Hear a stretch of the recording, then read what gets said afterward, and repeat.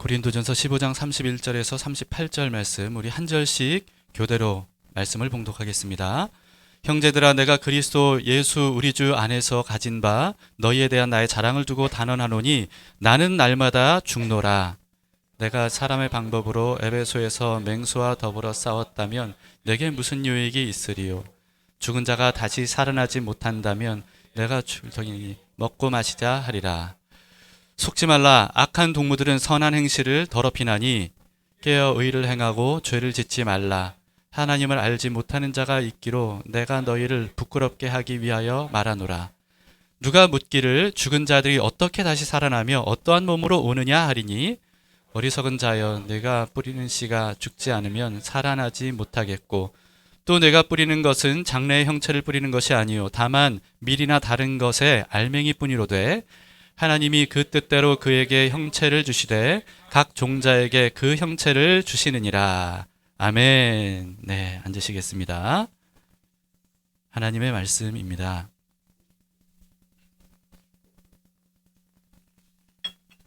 부활절인 오늘은 생캠 마지막 날입니다. 6주가 정말 금방 지난 것 같은 느낌이 드는데 여러분들은 어떠신지 모르겠습니다. 근데 생캠 마지막 날을 맞이한 여러분들의 마음이 어떤지 참 궁금합니다. 혹시 이제 생캠 끝났으니까 이제 뭐 그동안 했던 거 이제 그만해도 되겠구나. 혹시 이렇게 생각을 하시는 분이 계시는지 모르겠습니다. 근데 여러분, 생캠은 처음에 말씀드렸듯이 이벤트가 아닙니다. 생캠 기간만을 위한 이벤트가 아니고요. 여러분도 잘 알다시피 생캠 40일은 체질화를 위한 작업이잖아요. 훈련만을 위한 훈련이 어디 있겠습니까? 여러분, 훈련은 뭘 위한 훈련이겠어요? 실전을 위한 훈련 아니겠어요? 예, 실전을 위한 훈련입니다. 그렇기 때문에 이제 우리가 실전을 시작을 해야 되는 거예요. 이제 그 생캠 기간 동안 배웠던 것들을 우리가 현실의 삶에서 적용하면서 뭐 실험하면서 그러면서 직접 살아가야 되는 거죠. 그렇지 않고 이 훈련 기간 40일 동안만 딱 하고 끝내면 훈련이 사실은 아무런 소용이 없게 되는 겁니다. 생캠 40일 여러분들이 어떠셨어요? 유익하셨습니까? 부디 유익한 시간이었길 바라는데요. 정말 생캠의 진짜 유익은 그런데 언제 나타나는 거냐 하면요, 생캠 이후에 나타나게 되는 겁니다. 생캠을 여러분들이 혹시 억지로 한 게 아니라면, 진짜 생캠 훈련이 우리에게 필요한 훈련이었다고 여러분들이 생각한다면, 그렇다면 그동안 생캠 기간 동안에 훈련했고 배웠고 또 시도해봤던 이 모든 것들을 실전에서 여러분들이 본격적으로 활용을 해보시기 바라요. 그래서 그동안 매주마다 해야 됐던 과제들 있지 않습니까? 이런 것들을 뭐 매일마다 다 하지는 못한다 할지라도 그동안 생캠 이전에는 하지 못했던 것들, 생캠을 통해 배웠던 것들을 이제 진짜로 하나씩 실제 삶에서 실천을 해보는 거죠. 그래서 예배자, 훈련자, 전도자, 치유자, 화해자, 소명자로서 우리가 하루하루 살아가는 이런 실전의 삶을 계속 살다 보면 후에야 우리는 비로소 깨닫게 될 겁니다. 이 생캠 훈련이 정말 필요한 훈련이었구나 하는 것을 생캠 이후에 우리가 계속해서 실천해 나갈 때, 그때 우리는 정말 가슴 깊이 깨닫게 되리라 믿습니다. 그런데 어찌 생각해 보면요, 이런 생각이 들기도 해요. 왜 굳이 이렇게 좀 피곤하게 살아야 되나 하는 그런 생각 혹시 안 해보셨는지 모르겠습니다. 사회생활만 해도 피곤한데 이 가정생활만 해도 해야 될 일이 이렇게 많이 쌓여 있는데 시간도 없고 힘들고, 그런데 뭘 이렇게까지 신경을 써가면서 이것도 해보고 저것도 해보고 그렇게 해야 되는가? 큐트도 해야 되고 기도도 하라 그러고 또 뭐 구제도 하라 그러고 나눔도 하라 그러고 금식도 하라 그러고 뭐 이런 것들을 왜 굳이 이렇게 바쁘고 힘든 현대인들, 더구나 현대는 얼마나 즐기고 놀 게 많아요. 그런데 이런 걸 꼭 해야 되나, 이렇게 생각을 할 수가 있습니다. 거기에 대해서 오늘 본문이 그에 대한 해답이 될 것이라고 저는 생각합니다. 자, 바울은요 고린도에 있는 성도에게 이렇게 말했는데요. 오늘 보면 31절을 한번 보세요. 형제들아, 내가 그리스도 예수 우리 주 안에서 가진 바 너희에게 대한 나의 자랑을 두고 단언하노니 나는 날마다 죽노라. 이렇게 바울이 고백합니다. 바울이 이 고백은 굉장히 유명하죠. 나는 날마다 죽습니다. 자, 근데 날마다 죽는다는 이 말이 무슨 뜻일까요? 바울이 진짜 날마다 숨을 거뒀다 뭐 이런 뜻이겠습니까? 그건 아니겠죠. 아마도 예수님께서 말씀하신 것처럼 자기 자아를 부인하고 그리고 자기가 져야 될 십자가를 지고 예수님의 뒤를 따라간다는 것을 의미하는 것일 겁니다. 그리고 죄성을 가진 자신의 이 욕망, 정욕, 이기심, 교만, 그리고 또 세상을 따라가고 싶어하는 사랑하는 마음, 뭐 이런 것들을 버리는 결단을 매일 반복한다. 이런 의미로 말한 것일 수도 있을 겁니다. 그리고 또 인간적인 어떤 생각, 그리고 선입견, 그리고 감정의 지배를 받지 않으려고 하는 어떤 이와 같은 몸부림, 이런 것들을 의미하기도 할 거예요. 그리고요, 사실 바울에게는 더 나아가서 이런 의미도 있는 겁니다. 매일 언제 죽어도 후회 없는 삶을 살겠다. 이런 결단이겠죠. 매일 죽음을 각오한다는 의미로 이런 말을 한 것이라고 보입니다. 실제로 당시 바울은요, 언제 죽어도 이상하지 않을 정도로 굉장히 많은 위험한 상황 속에 빠져 있었고, 또 바울을 죽이려고 하는 사람들도 가는 곳마다 굉장히 많았어요. 그래서 바울은요, 자신이 겪은 일들에 대해서 이렇게 쭉 말을 했었습니다. 고린도후서 11장 23절에서 27절인데요. 그들이 그리스도의 일꾼이냐 정신없는 말을 하거니와 나는 더욱 그러하도다. 내가 수고를 넘치도록 하고 옥에 갇히기도 더 많이 하고 매도 수없이 맞고 여러 번 죽을 뻔하였으니 유대인들에게 40에서 하나 감한매를 5번 맞았으며 3번 태장으로 맞고 1번 돌로 맞고 3번 파선하고 일주야를 깊은 바다에서 지냈으며 여러 번 여행하면서 강의 위험과 강도의 위험과 동족의 위험과 이방인의 위험과 시내의 위험과 광야의 위험과 바다의 위험과 거짓 형제 중에 위험을 당하고 또 수고하며 애쓰고 여러 번 자지 못하고 줄이며 목마르고 여러 번 굶고 춥고 헐벗었노라. 여러분, 바울이 얼마나 그동안에 많은 고난과 박해를 당했는지를 기록을 하고 있고요. 심지어 바울을 죽이려고 돌을 던졌던 사람들은요, 실제로 죽은 줄 알고 시체라고 생각하고 내다 버리기까지 했었어요. 그 정도로 바울은 이 말이 그냥 과장이 아니라 진짜 뭐 죽음을 각오할 수밖에 없는 그런 삶을 살아왔던 거죠. 그런데 바울이 이렇게 날마다 목숨을 내놓고 그렇게 살았던 이유가 뭐냐 하면 죽음이 끝이 아니라 후에 반드시 부활할 것을 확실히 믿었기 때문입니다. 오늘 본문을 우리가 고린도전서 15장으로 봤는데요. 여러분, 15장, 고린도전서 15장에 붙은 별명이 있습니다. 무슨 장이라고 불립니까? 부활장이라고 불려요. 그 정도로 고린도전서 15장에는요, 부활에 대한 내용이 가득 담겨 있습니다.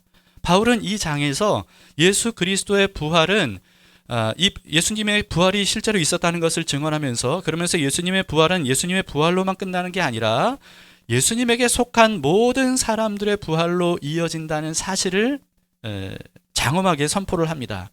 그러던 중에 31절에서 나는 날마다 죽노라 이렇게 고백을 했던 거예요.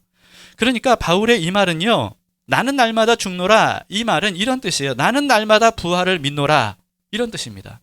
내가 목숨을 내놓고 그렇게 삶을 살아가는 이유는, 그런 위험에 스스로 들어가는 이유는 내가 부활을 믿기 때문이다 라고 하는 것이죠. 바울은 자신도 예수님처럼 부활하게 될 것이라는 사실을 조금도 의심하지 않았습니다. 만약에 이것을 의심했다면 그렇게 위험한 상황에 스스로 들어가지 않겠죠. 이런 박해를 그냥 고스란히 당하려고 하지 않겠죠. 어떻게든 피하려고 하고 어떻게든 자신도 좀 안전하고 즐겁게 살려고 했겠죠. 그러나 바울은 그렇지 않았습니다. 왜냐하면 조금도 의심하지 않고 자신이 부활할 것을 믿었기 때문이에요. 그래서 기꺼이 날마다 죽는다고 그렇게 말했고 그런 삶을 살았던 거죠. 오늘 본문 32절을 보시기 바랍니다. 내가 사람의 방법으로 에베소에서 맹수와 더불어 싸웠다면 내게 무슨 유익이 있으리요? 죽은 자가 다시 살아나지 못한다면 내일 죽을 터이니 먹고 마시자 하리라. 바울이 에베소에서 실제로 맹수와 싸웠는지는 알 수가 없습니다. 말하자면 원형 경기장에서 사자 밥이 되는 어떤 이런 일들이 초대교회 때 많았잖아요.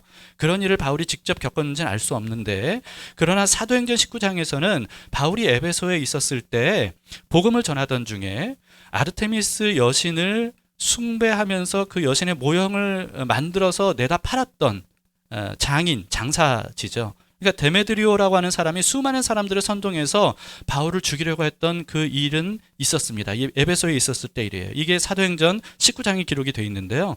그때 자기를 죽이려고 했던 폭도들을 맹수라고 이렇게 표현한 것은 아닌가 하는 생각이 듭니다. 그런데 바울은 이렇게 말하는 거죠. 내가 사람의 방법으로 에베소에서 맹수들과 더불어 싸우지 않았다라고 하는 거예요. 다시 말해서 그들이 맹수처럼 나를 찢어 죽이려고 하는 그때 나는 인간적인 마음으로 그들에게 대항하지 않았다. 라고 하는 거예요.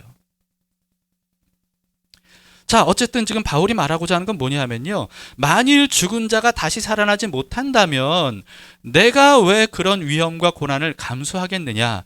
그런 나를 박해하는 사람들에 대해서 내가 왜 끝까지 참고 참았겠느냐.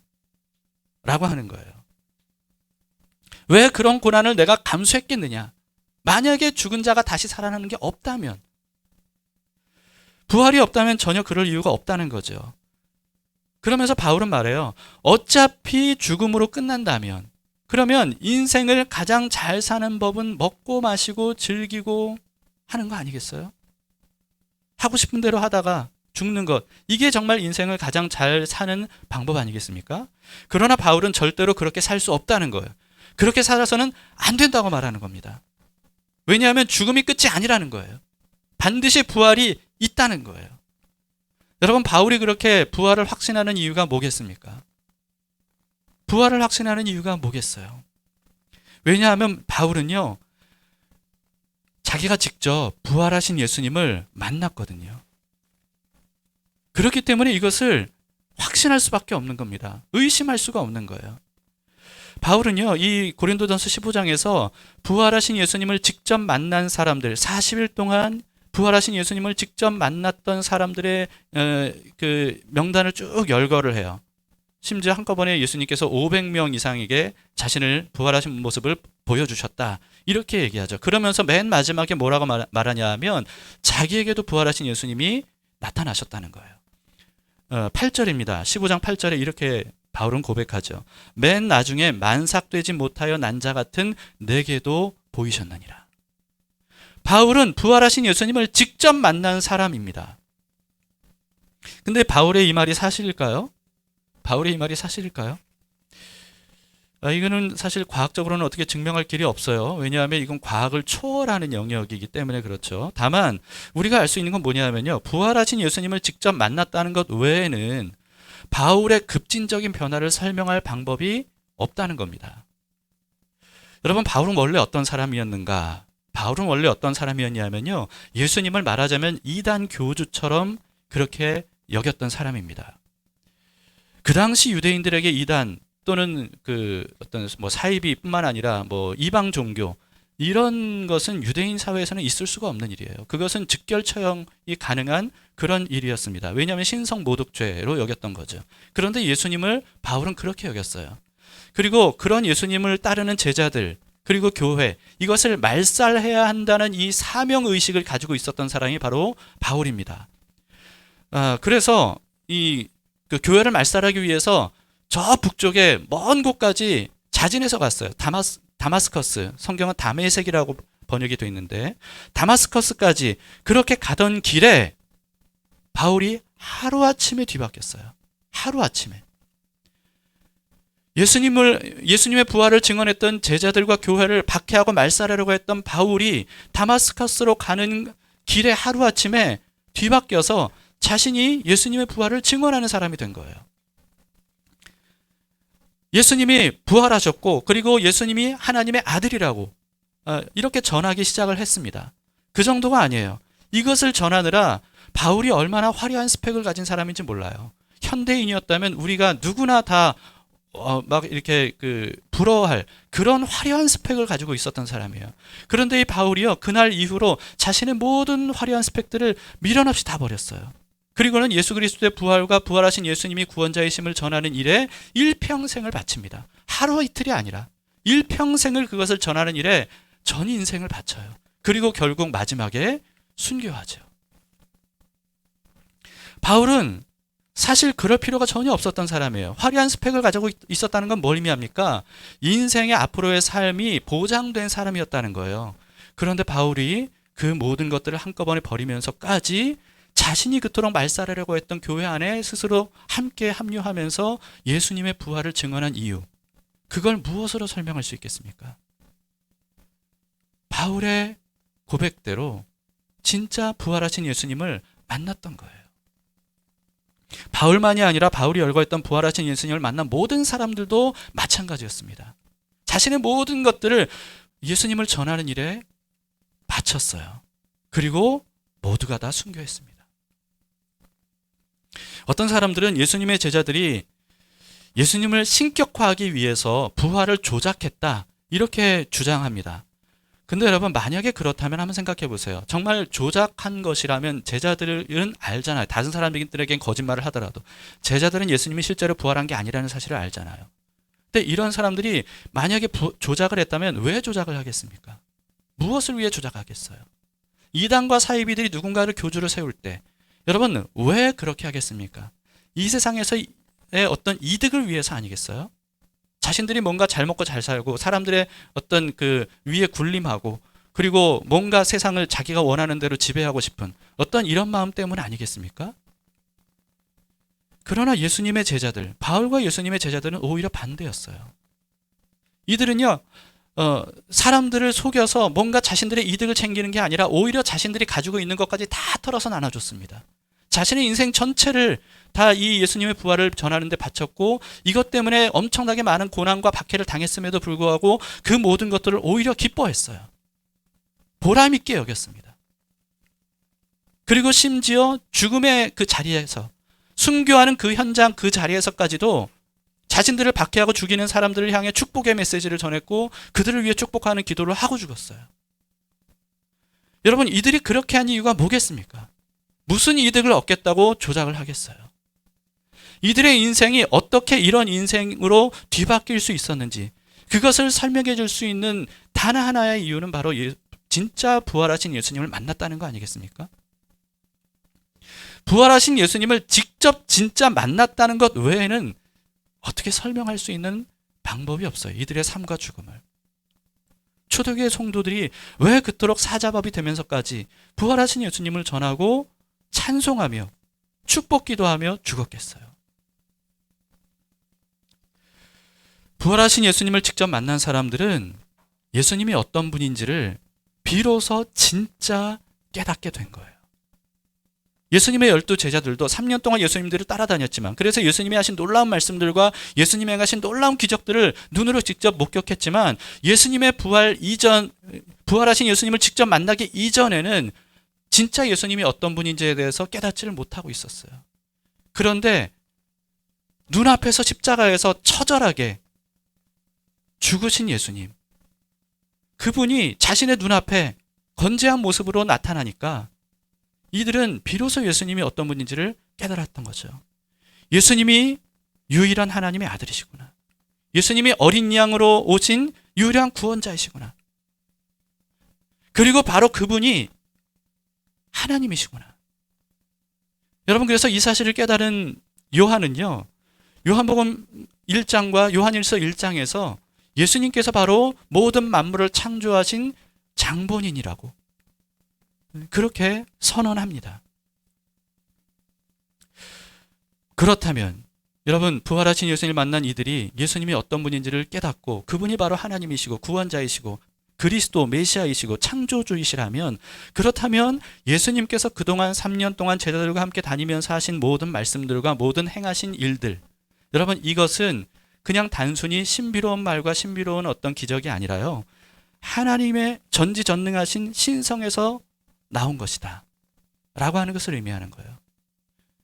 그렇다면 예수님께서 하신 모든 말씀들은 전능하실 뿐만 아니라 전지하신 하나님의 말씀인 겁니다. 과거, 현재, 미래, 전 세계 모든 인류 역사를 통틀어 다 알고 계신, 우주의 진리의 모든 것들을 다 꿰고 통달하고 알고 계신, 통달하신 게 아니라 그 모든 것들을, 원리를 창조하신 그 하나님의 말씀이 바로 예수님의 말씀인 거예요. 그래서 예수님께서 부활하신 이후에 제자들은요, 그동안 예수님께서 함께 하시면서 하신 모든 말씀들을 복기한 겁니다. 그리고 그 모든 말씀들이 어떤 의미인지를 새롭게 깨닫게 된 거죠. 그리고 그 모든 말씀들을 사람들에게 전하기 시작한 겁니다. 예수님의 말씀이 오류가 전혀 없는 하나님의 말씀이라는 것을 의미하기 때문입니다. 그런데 그런 예수님께서 이렇게 말씀하셨어요. 요한복음 5장 29절입니다.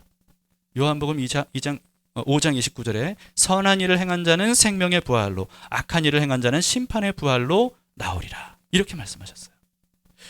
자, 여기서 선한 일을 행한 자와 악한 일을 행한 자는 단순히 어떤 도덕적인 선과 악을 의미하는 게 아니고요.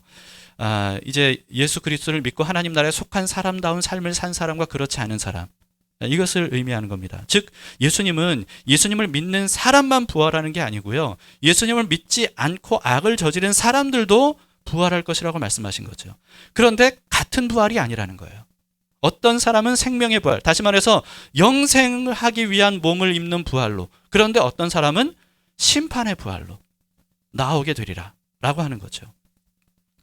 부활하신 예수님을 직접 만났던 바울과 제자들은요, 예수님의 이 말씀을 절대로 의심할 수 없게 된 겁니다. 아, 예수님께서 이런 말씀도 하셨지. 그렇구나. 창조주이신 그리고 구원자이신 하나님의 아들이신 예수님께서 생명의 부활과 심판의 말씀을 하셨다면 실제로 그런 일이 일어나겠구나 라고 하는 것을 깨달은 거예요. 그렇기 때문에 바울은 절대로 내일 죽을 거니까 오늘 먹고 마시자, 먹고 죽은 귀신은 때깔도 좋다는데 마음껏 즐기고 놀고 쾌락을 즐기다가 인생 뭐 있어, 욜로의 인생 그렇게 살아보자, 이렇게 할 수가 없다는 거예요. 바울은 예수님이 어떤 분인지를 깨달았고 예수님께서 하신 말씀이 하나님의 말씀이라는 사실을 깨달았기 때문입니다. 반드시 사람은 죽을 뿐만 아니라 부활합니다. 어떤 사람은 생명의 부활로, 어떤 사람은 심판의 부활을 하게 된다는 거예요. 이어서 바울은 극심하게 타락한 도시였던 고린도에 사는 성도들에게 또 이렇게 말씀을 하세요. 33절에서 34절입니다. 속지 말라. 악한 동무들은 선한 행실을 더럽히나니 깨어 의를 행하고 죄를 짓지 말라. 하나님을 알지 못하는 자가 있기로 내가 너희를 부끄럽게 하기 위하여 말하노라. 속지 말라는 거예요. 죽은 자가 다시 살아나는 일은 없다. 그러니까 먹고 마시고 즐기는 게 최선이다 라는 가르침은 거짓말이라는 거예요. 부활은 반드시 있다는 거죠. 예수님께서 초실절에 첫 열매로 부활하셨듯이 초실절은 첫 이삭을 바치면서 그 이후에 추수가 전국적으로 이루어지는 그 첫날을 의미하는 게 초실절이거든요. 예수님께서 그와 같이 첫 이삭이 되셔서 첫 열매로 부활하셨듯이 그럼으로써 모든 사람들이 그 뒤를 이어 부활하게 될 것이라는 사실, 이것을 바울은 분명히 믿었고 예수님의 부활이 바로 이와 같이 죽은 자가 다시 살아날 것을 입증하는, 그 말씀을 입증하는 부활이었다는 것을 바울은 선포하고 있는 겁니다. 그러므로 여러분, 이 생이 전부인 것처럼 살아서는 안 됩니다. 이 생이 전부라면, 만약 정말 이 생이 전부라면 이 생만을 위해서 먹고 마시고 즐기고 내가 하고 싶은 대로, 몸이 시키는 대로, 마음이 원하는 대로 하는, 그게 사실은 가장 지혜롭고 잘 사는 거 아니겠어요, 사실? 죽음으로 끝이라면 뭘 망설여요? 되는 대로 사는 게 최선이지. 그러나 죽은 자가 다시 살아나는 것이 사실이라면 이 생만을 위해서 사는 것이야말로 정말 가장 돌이킬 수 없는 잘못이라는 겁니다. 오늘날 성경과 예수님과 교회를 조롱하는 무신론자들이 이렇게 말해요. 아마도 신은 없을 것이다. 이제 걱정하지 말고 인생을 즐겨라. 아마도 신은 없을 것이다. 이제 걱정하지 말고 인생을 즐겨라. 이 문구는요, 담길교회가 처음 시작됐던 2008년도에 영국 런던의 버스 외벽 광고 문구입니다. 그러니까 무신론자들이 자신들의 사비를 털어서 이런 광고를 영국에서부터 시작을 했던 거예요. 이 문구는 세계적으로 큰 이슈가 됐고요. 하나님이 없기를 바라고 부활이 없기를 바라는 많은 사람들이 엄청난 환호를 이끌어내게 됩니다. 그러나 바울은 이렇게 말해요. 속지 말라. 깨어 의를 행하고 죄를 짓지 말라. 이렇게 말합니다. 바울은 이런 말이 거짓이라고 말하는 거예요. 왜 그렇죠? 왜냐하면 자신이 직접 부활하신 예수님을 만났기 때문이에요. 그리고 그 부활하신 예수님께서 생명의 부활과 심판의 부활이 있을 것이라고 말씀하셨기 때문입니다. 그렇기 때문에 이런 모든 말은 거짓이라는 거예요. 누구도 입증하지 못한 지어낸 말이라는 겁니다. 자신들의 죄와 악을 정당화하기 위한 말이라는 겁니다. 하나님 없이 사는 삶, 그것을 정상이라고 근거 없이 말하는 것에 불과하다는 거예요. 속지 말라고 말하고 있습니다. 깨어 의를 행하고 죄를 짓지 말라. 이 세상의 가르침대로 살지 말고 하나님 나라의 말씀을 따라 살아가라 라고 하는 거죠. 여러분, 부활하신 예수님은 부활하셨다는 건 뭘 의미하냐면요, 부활 이후에 죽지 않으셨다는 것을 의미합니다. 부활과 소생은 달라요. 소생은 죽었다가 다시 살아난 것은 똑같아 보일지 모르지만, 그러나 소생한 사람은 언젠가 다시 죽습니다. 그러나 부활은 그런 게 아니에요. 부활은 다시 죽지 않아요. 그런데 부활하신 예수님은 그렇기 때문에 지금도 살아계시고, 그리고 또 말씀대로 반드시 다시 오실 것이라는 거죠. 그때 모든 사람들은 생명의 부활과 심판의 부활을 하게 될 겁니다. 자, 처음의 질문으로 다시 넘어가서 왜 우리가 생캠처럼 귀찮고 피곤한 훈련을 해야 될까? 굳이 왜 이 생캠이 끝난 이후까지도 우리는 계속해서 이런 훈련 받은 것들을 실제로 실천하며 살아야 되는가? 바울은 심지어 자기를 쳐서 복종시킨다고 말했어요. 그러면서 그리스도인도 그렇게 해야 된다는 사실을 우리에게 알려주고 있죠. 왜 우리가 자신을 쳐서 복종시켜야 될까? 마음에 끌리는 게 있는데, 원하는 게 있는데, 내 몸이 본능적으로 시키는 게 있는데, 그런데 그런 것들을 왜 쳐서 복종시켜야 되는가? 죽음이 끝이 아니기 때문이라는 거죠. 반드시 부활할 것이라는 겁니다. 이런 삶은 영원한 삶이 결정되는 문제이기 때문이라는 거예요. 죽은 자가 다시 살아나지 못한다면, 사실 여러분 한번 생각해 보세요. 바울처럼 이렇게 사는 사람, 그런 고난을 감수하고 자기의 스펙 다 내던져 버리고 그렇게 막 이렇게 위험한 삶을 살고 결국은 순교한 이런 사람이 가장 어리석고 가장 불쌍한 사람 아니겠습니까? 가장 지혜롭고 복 있는 사람은 어떤 사람이에요? 먹고 마시고 즐기는 사람이겠죠. 그러나 부활하신 예수님을 직접 만난 사람들은 한결같이 죽은 자들은 반드시 다시 살아날 것이다, 이렇게 증언합니다. 우리는 그 사실을 믿고 평생을 위한 삶이 아니라 영생을 위한 삶을 살아야 돼요. 만약 죽은 자가 다시 살아나지 못한다면 평생 동안 가장 불행하고 가장 억울하고 가장 비참한 사람이 어떤 사람들이겠습니까? 평생 질병과 장애로 고통받는 사람. 태어나면서부터 힘들고 어렵고 고통스럽고 외롭고 버림받은, 여러분, 이런 사람이야말로 가장 불쌍하고 억울하고 비참한 사람일 겁니다.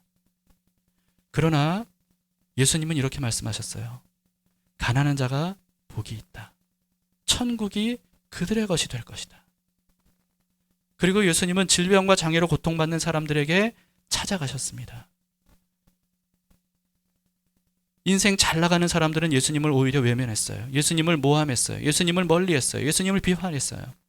그러나 질병과 장애로, 가난과 죄로 고통받던 사람들, 이런 사람들은 예수님을 환영했습니다. 예수님은 그들에게 찾아가셔서 고쳐주셨어요. 그리고 구원을 선포하셨습니다. 이사야는 하나님께서 그리스도를 통해 이런 일을 하실 것이라고 예언했습니다. 이사야 61장 1절에서 3절입니다. 주 여호와의 영이 내게 내리셨으니 이는 여호와께서 내게 기름을 부으사 가난한 자에게 아름다운 소식을 전하게 하려 하심이라. 나를 보내사 마음이 상한 자를 고치며 포로된 자에게 자유를, 갇힌 자에게 노임을 선포하며 여호와의 은혜의 해와 우리 하나님의 보복의 날을 선포하여 모든 슬픈 자를 위로하되, 무릇 시온에서 슬퍼하는 자에게 화관을 주어 그 죄를 대신하며 기쁨의 기름으로 그 슬픔을 대신하며 찬송의 옷으로 그 근심을 대신하시고 그들이 의의 나무 곧 여호와께서 심으신 그 영광을 나타낼 자라 일컬음을 받게 하려 하심이라.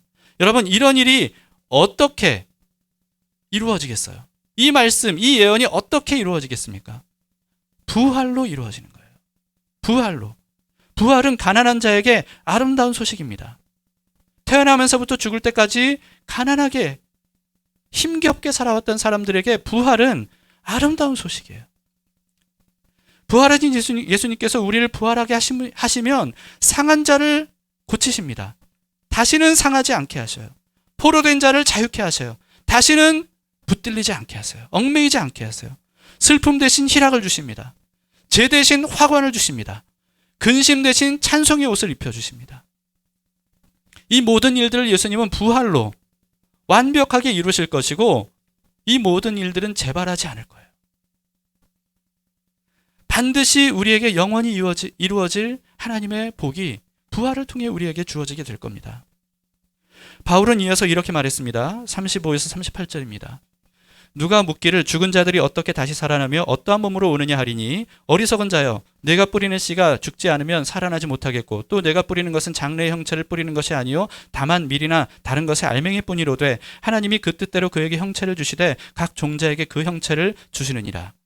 자, 부활은요, 지금의 몸과는 완전히 다른 몸으로 다시 살아나는 것을 의미한다는 겁니다. 소생과는 달라요. 소생은 이전의 몸 그대로 다시 살아나는 거예요. 그러나 언젠가 다시 병들고 죽죠. 그러나 부활의 몸은 그렇지 않아요. 다시 죽지도 병들지도 아프지도 않는 새로운 몸을 입게 되는 겁니다. 차원이 다른 몸을 우리는 부활의 몸이라고 말하는 거예요. 이것을 바울은 씨에 대한 얘기를 하는 거죠. 여러분, 씨가 땅에 뿌려지지 않으면 그러면 씨 알 그대로 남습니다. 변화가 없어요. 그러나 그 씨를 땅에 뿌리면 내리면 그러면 그 씨는 이전과는 완전히 다른 존재로 변화가 일어납니다. 싹이 나고 줄기가 솟고 여러 가지 많은 수많은 열매들을 맺게 되는 씨 한 알로 있을 때와는 완전히 다른 모습으로 변화가 일어나는 거죠. 이게 바로 부활이라는 거예요. 우리의 부활은 지금과는 완전히 다른 모습으로 하나님이 주시는 새로운 형체로 나타나게 되는 것이 바로 부활이라는 겁니다. 지금의 썩을 몸과는 완전히 다른 몸이죠. 고린도전서 15장 42에서 44절에서 바울은 그래서 이렇게 말합니다. 죽은 자의 부활도 그와 같으니 썩을 것으로 심고 썩지 아니할 것으로 다시 살아나며 욕된 것으로 심고 영광스러운 것으로 다시 살아나며 약한 것으로 심고 강한 것으로 다시 살아나며 육의 몸으로 심고 신령한 몸으로 다시 살아나느니 육의 몸이 있은즉 또 영의 몸도 있느니라. 그렇기 때문에 부활이 없다, 그리고 부활이 없기를 바라는 그런 세상의 가르침에 속지 말아야 됩니다. 여러분, 바울이 왜 날마다 죽노라, 왜 그런 죽음을 기꺼이 감수하는 그런 삶을 살다가 순교했을까요? 씨를 땅에 심듯이 자신의 어차피 썩어버릴 몸, 이것을 기꺼이 영원한 몸을 위해 내어주는 거예요. 그럼으로써 신령한 몸, 영원한 몸, 죽지 않을 몸, 썩지 않을 몸으로 새롭게 얻을 것을 믿었던 거죠. 여러분, 어떤 이유에서든 그 여러 종류의 고난을 많이들 겪고 계실 겁니다. 이 생캠 기간 동안에도 참 얼마나 많은 분들이 이런저런 여러 가지 일들로 참 많은 어려움과 고난을 겪었어요. 지금도 겪고 계신 분들도 계시고, 뭐 질병의 문제, 또 어디 인간관계의 문제, 직장의 문제, 경제적인 문제, 참 여러 가지 이 정신적인 고통과 어려움, 뭐 이런 것들, 굉장히 많은 고통과 어려움들을 우리는 겪고 있습니다. 우리 담길 교회는 또 이런 굉장히 여러 사연들을 가지고 계신 분들이 모인 교회 아니겠습니까? 어떤 이유에서든 이런저런 여러 가지 종류의 고난을 겪는 우리에게 궁극적인 소망은 부활입니다. 그리고 생캠 훈련과 같은 귀찮고 피곤하고 힘든 삶이 굳이 필요한 이유, 확실한 이유가 바로 부활입니다. 부활이 없다면 인생의 어떤 고난도 전혀 의미가 없는 거예요. 그러나 부활이 있다면 모든 고난이 의미가 있습니다. 주님 안에서 의미가 있어요. 심지어 죽음도, 바울은 말했어요. 죽음도 유익하다고 말했습니다. 왜냐하면 부활할 것이기 때문에. 중요한 것은 그 고난과 죽음에 대해 우리가 어떤 마음가짐을 가지고 대하느냐라고 하는 것이죠. 우리에게 어떤 일이 일어났느냐, 이것보다 중요한 것은 그것을 어떤 눈으로 바라보고 어떻게 반응하느냐, 이것이 훨씬 중요합니다. 부활을 믿는 사람은 부활을 믿지 않는 사람과 삶과 고난과 죽음을 대하는 마음과 태도가 다를 수밖에 없습니다. 바울의 고백이 바로 그런 고백이고 초대교회 성도들이 바로 그런 마음으로 살다가 죽었습니다. 여러분은 죽은 자가 다시 살아난다는 사실을 믿습니까? 예수님의 부활만이 아니라 예수님의 부활로 인해 그 뒤를 이어 우리도 부활하게 될 것을 믿으십니까? 여러분 이것을 믿는다면 현실을 대하는 우리의 마음과 태도가 달라질 겁니다. 우리 부활을 믿는 사람으로서 이 세상의 삶을 살아가도록 합시다.